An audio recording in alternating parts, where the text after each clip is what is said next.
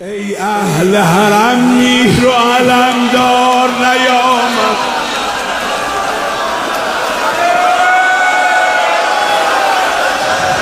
علمدار نیامد، علم ای اهل حرم، ای اهل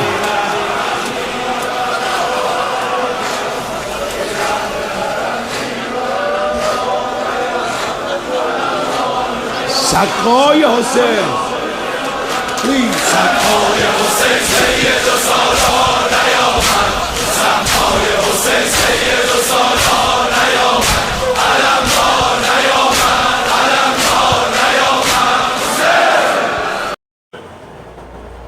عزاداری عزاداری ایک فطری عمل ہے. جب کوئی ہستی جو دل کے بہت ہی زیادہ قریب ہو اور وہ جدا ہو جائے تو غم ہونا عین فطرت ہے.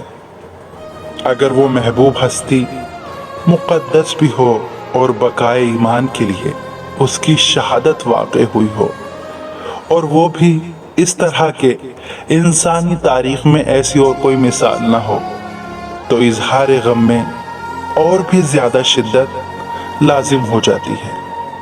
اظہار غم کے طریقے مختلف ہو سکتے ہیں. مثلاً مغمون ہونا، حرکات و سکنات سے افسوس ظاہر کرنا، الفاظ کے ذریعے غم کا اظہار کرنا، گریہ و بکا، چیخنا چلانا، سر و سینہ زنی یا اس سے بھی شدید طریقے سے اظہار جذبات کرنا. گریہ تو انبیاء کرام نے کیا ہے، گریہ تو اصحاب رسول نے کیا ہے، گریہ تو عالم روحانیت کے دیگر مقتدر ہستیوں نے کیا ہے. خود قرآن کریم میں بھی گریے کا تذکرہ ملتا ہے اور یہ سنت بھی ہے. عزاداری کا تذکرہ تو شہادت حسین سے قبل شروع ہو چکا تھا. پیغمبر خدا خاتم النبیین حضرت صلی اللہ علیہ وآلہ وسلم اور خود مولائے کائنات اور حضرت فاطمہ زہرا سلام اللہ علیہا نے بھی مختلف مواقع پر شہادت حسین کا تذکرہ کر کے گریہ فرمایا. شہادت کے بعد اسیران کربلا حضرت زینب سلام اللہ علیہا، ائمہ معصومین و مطہرین علیہ السلام نے بھی عزاداری قائم کر کے عملی طور پر اس کا طریقہ ہم لوگوں کو سکھایا. عزاداری امام مظلوم، اہل بیت اور تمام شہدائے کربلا کی یادوں کا تذکرہ ہے، جنہوں نے مصائب و شہادت کے منازل سے گزر کر عالم بشریت پر جو احسان کیا اسے کلی طور پر بیان، تحریر و تقریر میں لانا ممکن نہیں. یہ مصائب دو طرح کے ہیں. مصیبت یعنی وہ مصائب، وہ ظلم جس سے معصومین دوچار ہوئے. مصیبت عظیم یعنی جن ائمہ طاہرین کو خدائے پاک نے انسانی معاشرے کی ہدایت و رہنمائی کے لیے عنایت فرمایا تھا، انہیں اس مقام و مرتبت سے، اس مرتبے سے محروم کرنے کی سازش کی گئی. اس لیے ظالموں کے خلاف آواز اٹھانا اور مظلومین کی یاد کے لیے ہر وہ طریقہ اختیار کرنا جس سے اہل بیت کی مظلومیت، عظمت اور پیغام لوگوں تک پہنچایا جا سکے، اسی پیغام کو، اسی حق کی آواز کو اٹھانے کا نام بھی عزاداری ہے. عزاداری حق کے لیے آواز بلند کرنا.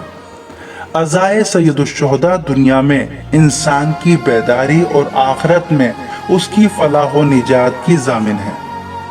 میں آپ کو ایک بات اور بتاتا چلوں، اور یہ بات بالکل صحیح ہے کہ اگر دل سے امام مظلوم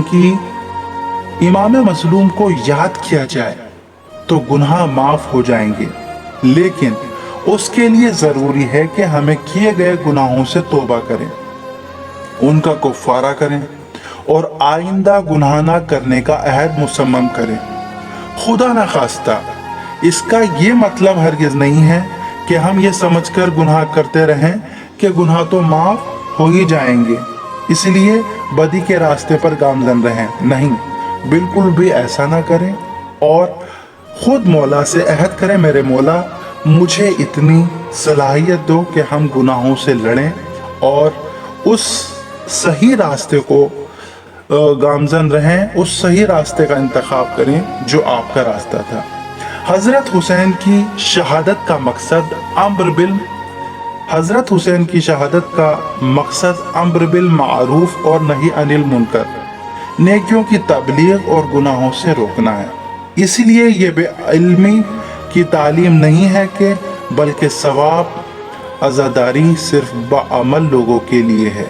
محبت حسین کا مطلب امام مظلوم کی پیروی اور اتباع پر ہے۔ والسلام۔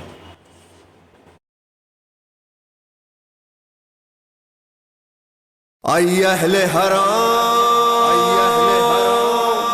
ای اہل حرم میرو علمدار نہ آیا، ای اہل حرم میرو علمدار نہ آیا، علمدار نہ آیا، علمدار نہ آیا، ای اہل حرم میرو علمدار نہ آیا، ای اہل حرم میرو علمدار نہ آیا، علمدار نہ آیا، علمدار نہ آیا، سقائے حسین سید و سالار نہ آیا، سقائے حسین سید و سالار نہ آیا، علمدار نہ آیا، علمدار نہ آیا، ای اہل حرم میرو علمدار نہ آیا، ای اہل حرم میرو علمدار نہ آیا، علمدار نہ آیا، علمدار نہ آیا۔ حسین! مولا کی کمر ٹوٹی جس دم یہ خبر آئی، مارا گیا دریا پر شبیر کا شہدائی، خون بھر گیا آنکھوں میں جاتی رہی بینائی، مقتل سے سکینہ کا وہ غمخوار نہ آیا، سقائے حسین سید و سالار نہ آیا، سقائے حسین سید و سالار نہ آیا،